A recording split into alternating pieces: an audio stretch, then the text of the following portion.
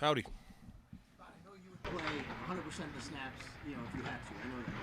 Has it been kind of the ideal scenario the first 2 weeks that you can kind of take a little bit off yourself to stay fresh going on because you guys have been in front so much? Oh yeah, man, it's cool. I haven't played in games like this since the Peyton Manning days. To be up about so many scores and to be up about so much where it's like you gotta take the starters out.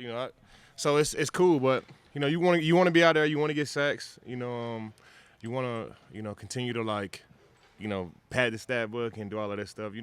Sacks in those points of the game are good sacks as well, but sacks in crunch time are even better, and wins are better than that. And Coach McDermott, Coach Washington, Coach Leslie, Frazier, they do a great job here with the leadership, and I'm just following their lead. And whatever it takes for us to continue to win games, I'm all for it. You've had a chance to go through training camp preseason with Greg Rousseau now, and seeing his first couple of weeks in the regular season. What has stood out to you about him, and how have you seen his game maybe develop from summer to where it is right now? Yeah, I'm really not surprised by any of his success. I'm happy for him. All the work that he's put in OTAs and training camp, and rushing from inside, rushing outside, rushing on the left, rushing on the right. It's starting to work for him. He's so versatile. Like, he can play in the three, he can play over the center. He can play left side, right side. He's tall, he's rangy, he's strong. He has all the ability and the mindset to be the best pass rusher in the league. Like, it's gonna happen. It's just sometimes things just takes a little bit of time, but the trajectory that he's on, man, he's on a great path, and I'm excited for him, and I'm excited to see what he does this week. That's a pretty lofty comparison to say he could be Yeah. the best pass Yeah, he has everything you need. He has the size. He's 6'7", 260 pounds. He's fast. He's long. He's rangy. He can play like J.J. Watt if he wanted to, with the swim moves and the speed to power and just the subtle dips that J.J. does. But he can burst off the edge like Myles Garrett. He's gonna have a really bright career, man. And I've seen it up close and personal. From a media perspective. Y'all just see the games and stuff. But I've seen it since I very first got here, and I'm telling you, he has a very, very bright future ahead of him. Is there a difference for your position playing a left-handed or right-handed quarterback? I'm not asking you to give the game plan away this week, obviously, but when you go against it, because you don't see many lefties. I'm trying to think. I don't know if I've played I don't think I played a left-handed quarterback in my career yet. So maybe I'll find out. Yeah, I don't know. I don't know. I don't think I've. Now that I'm thinking about it here, what you guys. On film, do you kind of look at that and think about it a little bit? Like, that's a little different. No, I don't think about it. No, I really don't think about it. I just rush. I just rush and try to get the quarterback down when I get there. And I mean, it's obviously something to think about, but I don't think I've ever played a left-handed quarterback. So, I think I got to look, man. I don't think I've played a left-handed quarterback. I've never played against Michael Vick. Yeah, I don't think I played a left-handed quarterback. But yeah, man, it should be cool. Tua was the player of the week last week. Rightfully so. He's a great player. We got the same financial advisor. I've been a fan of Tua for a long time. Even since watching him in college, man. He has everything you need to be a great quarterback in his league. He's shifty. He can move just like Kyler. And, he can extend the pocket and do all the things that all other great quarterbacks do, from, Kyler to Patrick Mahomes and all of these guys. So it's going to be a hell of a challenge, man. I'm excited to, go play these guys, man. They're on fire right now. Familiar with Tyreek Hill. He's one of the best receivers in the league. He's the fastest, hands down. And it just depends on the week. He could be, the best receiver in the league, or he could be the second best, but he's definitely up there in that conversation. We have one of the best receivers in the league too. So it just rotates between those guys depending on the week, man. And Jalen Waddle, been a fan of him too. I watch a lot of college football. If you want to be a GM in this league, you gotta watch a lot of college football, man. I've been watching a lot of college football for a long time, and they've built this team up, man. And they got a lot of players over there. Teron Armstead, same thing with Tyreek Hill.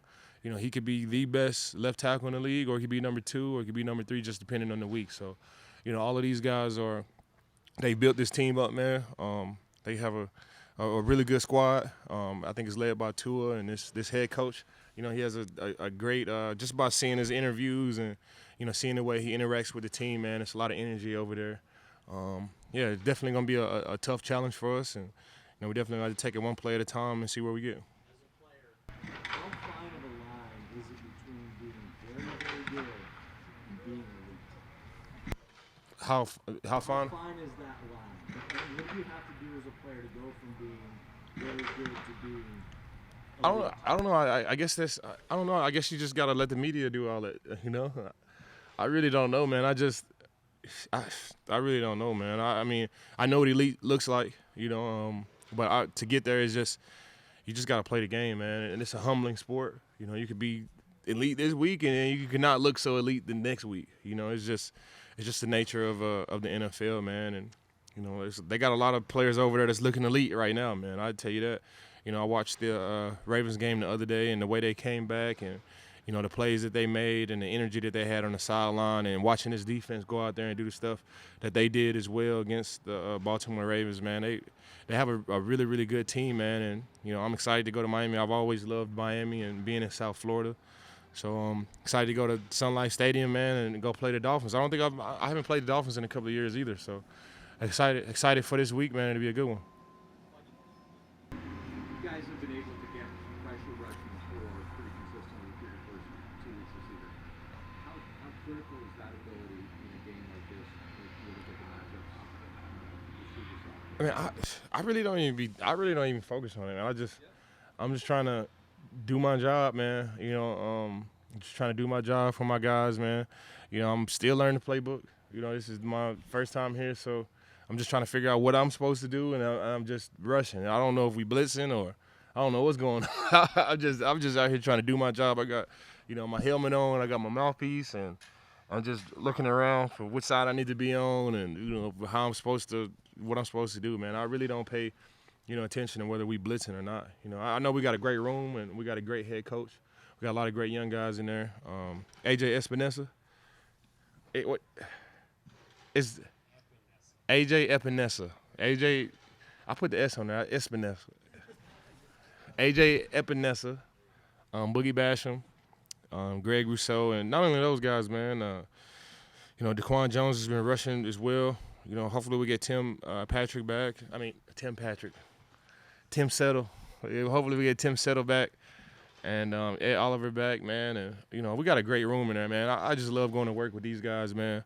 A lot of high-energy guys, a lot of great characters in our locker room, led by Coach Washington. And we just go out there and we just try to do our job, man, whether that's rushing forward, whether that's blitzing, whatever we got to do to help this team win. That's what we're all about. There's a fair amount of uncertainty about injured guys, and the list is kind of long right now, and who may be available. As a leader, as a captain of your team, does your messaging change at all when there might be guys that maybe don't have as much time who are going to be called upon for this week? That's just part of it, man. Every single Super Bowl team that I've been on, we've had to deal with some type of injury. If I go back to the Denver Broncos, we had Peyton Manning didn't play the last 5 or 6 games of the season. He was dealing with injury, trying to get back. Last year we had, injuries with the Rams, whether it was Matthew Stafford or our offensive line or our defensive line or secondary. Like, bro, that's just part of it. You need depth, and you need your core foundation of players to, be able to play well. And this core foundation of players that we got here is incredible, man. And, whether you call up on those guys to come up to play or whether you don't and you have your guys back, you just got to find a way to do it. And every single team in this league is going to have to deal with some type of injury.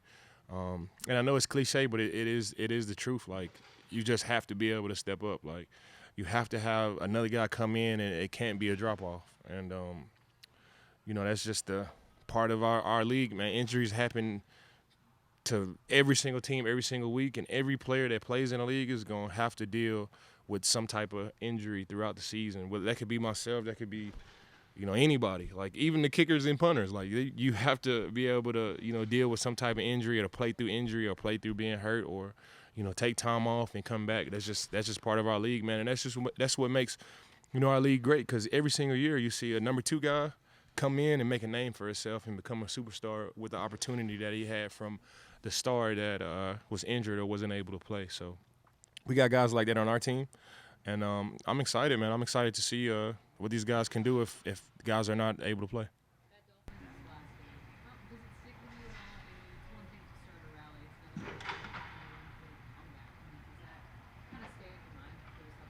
My mom?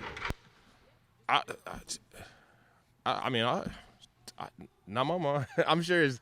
I mean, if I was on that Dolphins team, like, and we came back, I'm sure I would feel good about that, and I was sure, like, it would be momentum, like. But for us, like, I mean, it has nothing to do with us and our game. Well, do you worry like no amount of points, like you have to keep the game going, you have to keep scoring, you have to keep getting the offense because they can come back? I mean, like that's it's like that every single week, I think last week it was 3 teams that came back with 1% chance to win the game. I think that was the Cardinals, the Browns. I mean, the Cardinals, the Jets, and the Dolphins all came back with a 2%, with less than 2% chance to win the game. And that's just another thing that makes our league great, man. Like, the game is just not over, especially with the Dolphins, man. They got Tyreek Hill, Jalen Waddle. Offense is high-powered. Tua's making all types of – I think he threw for 400 yards last game. Like, I'm just a fan of the game, man. Like, I know we get ready to play these guys, man, but I'm just a fan of the game. I'm a fan of great players. And like you said, no lead is ever safe. We're not worried about leads or anything like that. We're just trying to win the game. Whatever it takes to win the game, whether we win by 60 points or 1 point or half a point. I know that's not possible, but, whatever it takes, man, whatever it takes, we just want to win the game. And, whatever adversity is presented with us, we just got to be able to weather the storm and, come through with it. Like, that's just part of it. Every single team has stars. Every single team has the ability to put up points. And, this Miami team is definitely different from other teams with all the, fast receivers and the high-power players that they have. But we just got to find a way to do it. Thank you, guys.